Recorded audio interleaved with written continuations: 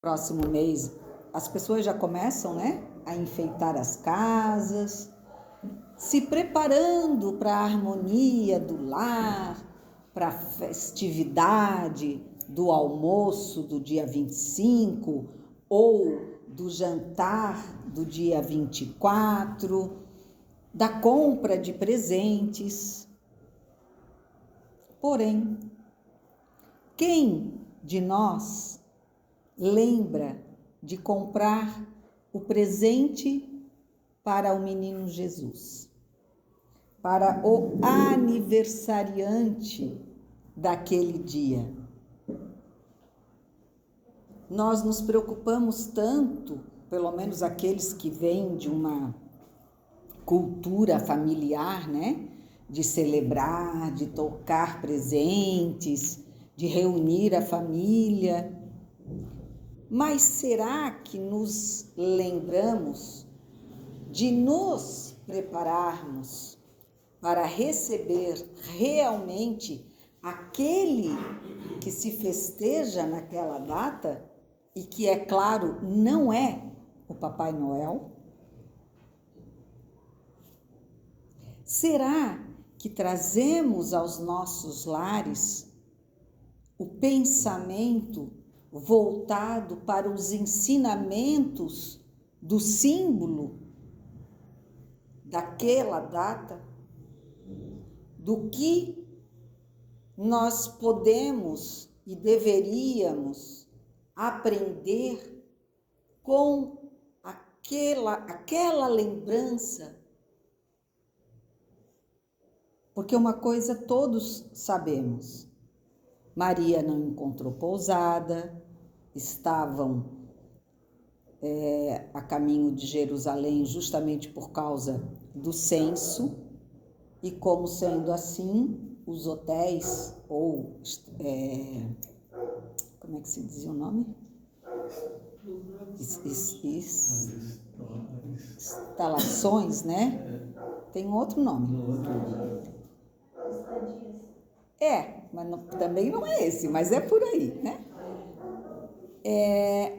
Estavam todos lotados. E aí, acabou que só sobrou para Maria e José um estábulo, praticamente, feito na pedra, onde ali Maria pare o menino Jesus, seu filho, e aonde, ao lado, na manjedoura, ela o debruça para o descanso, provavelmente dela e do filho também. Já pararam para pensar na simbologia que tudo isso pode nos acarretar de aprendizado? Será que paramos para observar por quê? Por que Deus escolheu uma forma tão singela de estadia para o nascimento do seu filho amado? Porque não há dúvida, creio, entre nós, de que Deus tudo pode. Ele providencia as coisas mais espetaculares, né? O brilho do sol, a luz das estrelas, os ventos que nos refrescam, os mares, as flores que colorem e perfumem a nossa caminhada, aqueles encontros repentinos com pessoas amadas que às vezes a gente há muito tempo não encontra e casualmente, né, ocorre da gente ir num lugar na hora certa e encontrar aquela pessoa certa que precisávamos. Aquele dinheiro que a Associação Espírita, a Casa Espírita, estava precisando para auxiliar em alguma obra que de repente, do nada, alguém oferece. Nós sabemos que nisso tudo tem sempre a mão divina, a mão da providência.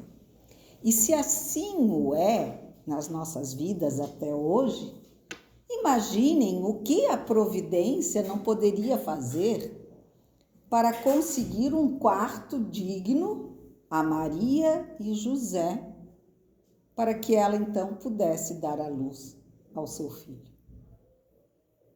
A carroça de alguém iria quebrar no meio do caminho, chegaria só na outra noite.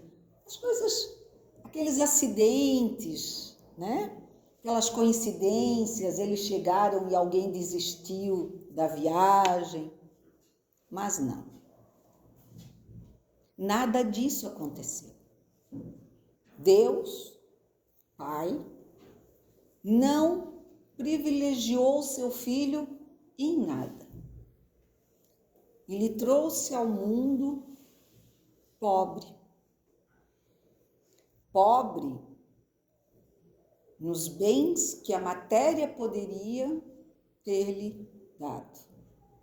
Em compensação, nos trouxe o ser mais rico que o planeta já conheceu. Iluminado,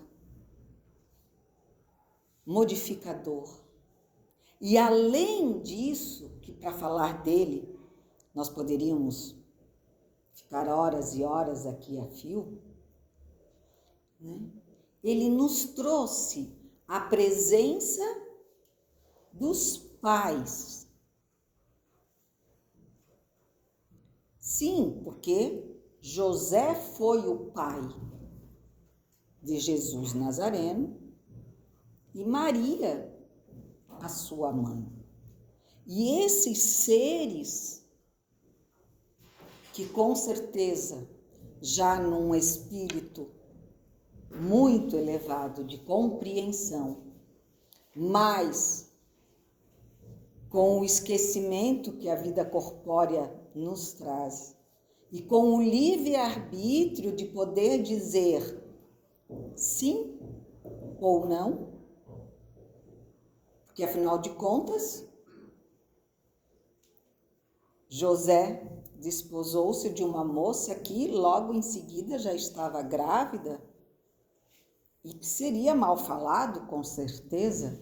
E se não tivesse assumido Maria, ela poderia ter sido até apedrejada pelo grande pecado cometido, né? Não da virgindade, porque os judeus não são muito ligados na questão em si, mas pelo fato de não ter honrado seu marido, que era o que parecia para a época. José aceita. José abraça Maria, abraça Jesus, caminha ao lado dos dois, os protege com total confiança naquele que veio e lhe anunciou o que ia acontecer.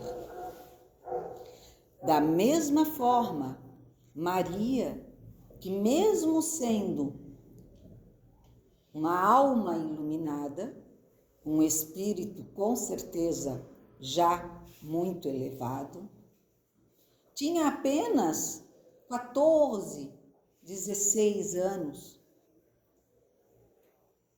quando desposou José. E agora, imaginem uma filha de nós com 14, 16 anos, recebendo no seu ventre Jesus. A responsabilidade, a doação, a entrega que Maria teve que fazer ao aceitar.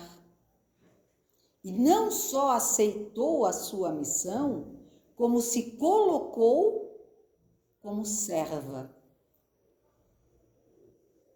Aqui estou para servir. E serviu e continua servindo até hoje, nós sabemos. Trabalhando incessantemente pelos seus filhos, mais necessitados do plano espiritual, que são, em primeiro lugar, os nossos irmãos suicidas. E aí vocês podem me dizer assim, mas de certa forma, Maria e José tiveram a presença de um anjo que lhes informou tudo que ia acontecer naquele momento, né? Porque Maria não sabia que seu filho ia ser preso numa cruz, maltratado, rejeitado. E aí, né? Continuando o nosso pensamento pequeno e humano, a gente diz assim, não, mas foi fácil. Porque até eu acreditaria se viesse o anjo Gabriel e dissesse para mim, não tem como negar. Será? Como nós nos enganamos. Porque a todo instante os anjos, os Gabriéis, estão entre nós, nos mostrando, nos dizendo, nos acenando, olha, vão estudar, vão se amar, vão sintonizar boas energias, vamos absorver o exemplo de tantos seres de bem que deixaram e ainda deixam histórias para que nós possamos nos alicerçarmos na nossa pequena passagem por essa experiência humana, por essa excursão no planeta de provas e expiações e, quiçá, daqui a pouco de regeneração. Nossa atenção é chamada toda hora. Mas quando a gente percebe que vai ter um pouquinho de trabalho, aí a gente diz assim, não, ser servo é muito difícil. Já tem que servir o marido, os filhos, cuidar da casa, ainda ter que arranjar tempo para ser bondoso com os outros, ou para ir na casa espírita estudar. Olha a minha idade, se eu tenho idade para aprender alguma coisa nessa hora do campeonato. Agora eu já estou velha, estou cansada, quero ficar na minha casa. O que eu tinha para fazer, eu já fiz. Será? Nós temos tudo o que fazer em qualquer minuto, segundo da nossa vida.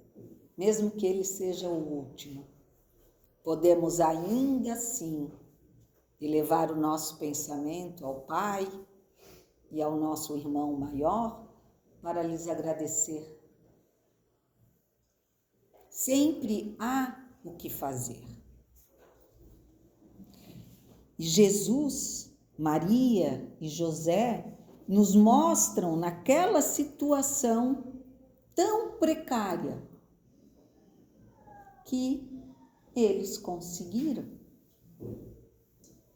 Imaginem Maria com uma barriga de praticamente 9 meses, andando sobre um jumento ou uma mula, ou caminhando ainda com seus próprios pés, quilômetros. E não só antes do nascimento, que é uma coisa que hoje em dia, né, muitas mulheres ainda acham que a gravidez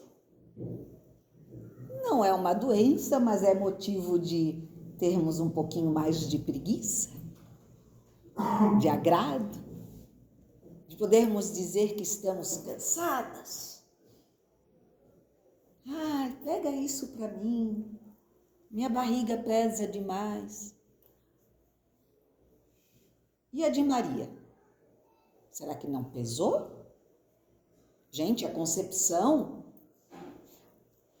o desenvolvimento físico daquele ser foi e é até hoje igual. Maria tinha uma barriga igual a de todas nós. Para quem gerou seus próprios filhos, ela gerou da mesma forma que qualquer uma que tenha gerado, com diferenças que já acontecem normalmente de mulher para mulher numa gravidez. Mas fora isso, foi tudo igual. Provavelmente seus pés também incharam nos últimos dias antes do nascimento. E ali estavam eles, batendo de porta em porta. E nós? Será que nós acreditamos que vai dar certo? Será que nós nos colocamos nessa entrega de ir, de fazer, porque tudo vai se resolver? Ou na simples colocação de, a moça está com a pressão alta, pronto, meu mundo caiu. A minha filha, meu neto, homens de pouca fé, nos ensina Jesus mais tarde. Mas a gente não está lá nessa parte da boa nova.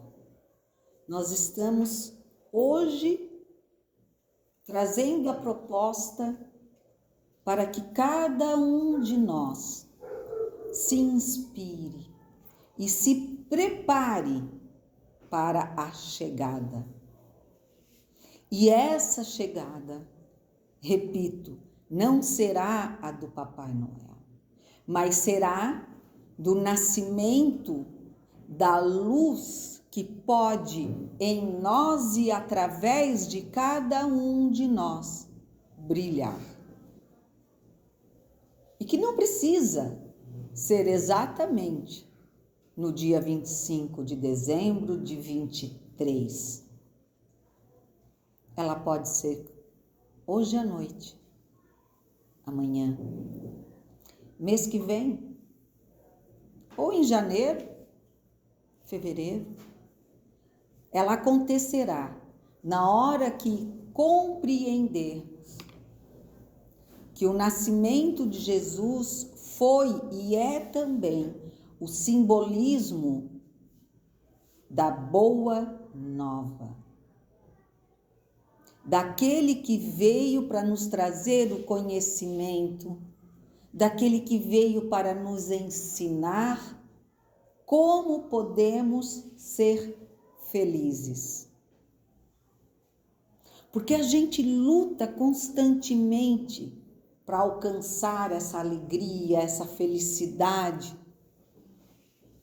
E aí chega na festa de Natal, um já briga com o outro porque o outro bebeu demais, ou porque o outro está muito chato, ou porque fulano deu um presente para Beltrano que não gostava, já fez de propósito. Sabia que aquele não gostava. E aí aquele momento de consagração, de lembrar da felicidade, além do nascimento do Cristo, mas da nossa oportunidade de estar aqui para o nosso crescimento, para o nosso desenvolvimento. Daqueles que de nós ou conosco também nasceram e convivem ou não convivem. E que daí a gente deve lembrar de buscar. Porque amar a Deus sobre todas as coisas e ao próximo como a si mesmo não é necessariamente ir a quilômetros a fio, dar a mão ou um presentinho a quem precisa. Amar o próximo como a si mesmo começa naqueles que nos são os mais próximos, aqueles com quem nós precisamos fazer as pazes. Esses são os próximos. São esses que nós precisamos buscar ou chegar com a mirra, com o incenso e o ouro.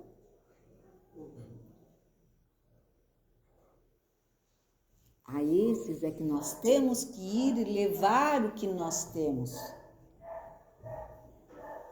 Que nada mais é necessário do que o nosso amor. Não é a nossa cumplicidade com aquilo que nós acreditamos que o outro não faça corretamente. Porque normalmente se a gente se desentende com alguém é porque a gente não concorda com alguma coisa ou que esse alguém faz ou fez, ou esse outro alguém não concordou com algo que nós fizemos.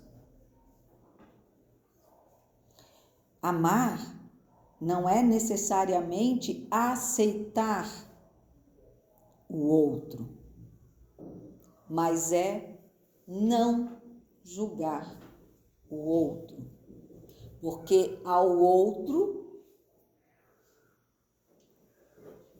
pertence às suas ações, os seus atos, os seus pensamentos. É do outro. Eu amo o irmão, o ser que é filho do mesmo pai que eu. A este eu amo. Não compactuo com as suas ideias, com a sua maneira de escolha de vida, mas eu devo a ele o meu amor, porque ele é meu irmão. E esse pode ser o vizinho, pode ser o amigo do amigo, o cunhado da cunhada, da concunhada, né? Qualquer um. Mas principalmente, nós temos que ter nosso núcleo, a nossa sagrada família, que não foi só Jesus, Maria e José, mas somos cada um de nós que se faz responsável por alguns seres. Esses seres, conosco, formam a sagrada família, nossa, e que sagradamente deve ser entendida, amada, aceita, mesmo com todas as diferenças possíveis, como são todos os dedos de uma mesma mão. Nenhum lado nosso é igual ao outro. Um olho é mais aberto, o outro é mais caidinho. Uma hora a gente sorri mais para um lado, o outro sorri mais para o outro. Nada em nós é integralmente igual. Se nós não somos essa perfeição de pares iguais, por que exigimos que o outro seja perfeito? Porque a gente se ocupa até daquilo que o outro veste, do cabelo que usa, né? Da maneira que fala. Por quê? se tivéssemos unicamente preocupados de cuidar do nosso lugar, da nossa manjedoura, de proporcionar a grandeza de sermos filhos da luz, do Pai, que tudo vê, tudo cria e que nos traz diariamente todos os aprendizados. Se nós nos ocuparmos disso, a nossa vida se torna cada dia melhor. A paz, a harmonia e a sagrada família se torna cada dia mais sagrada. Por nós e principalmente por aqueles que cuidam de nós.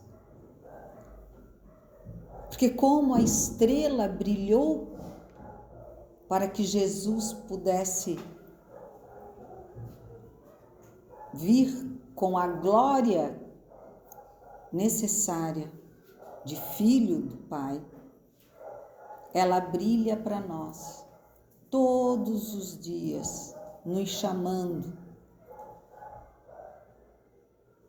para que caminhemos na escola desta vida e que nos coloquemos sempre renascidos a cada manhã, lembrando da simplicidade, da coragem, da entrega,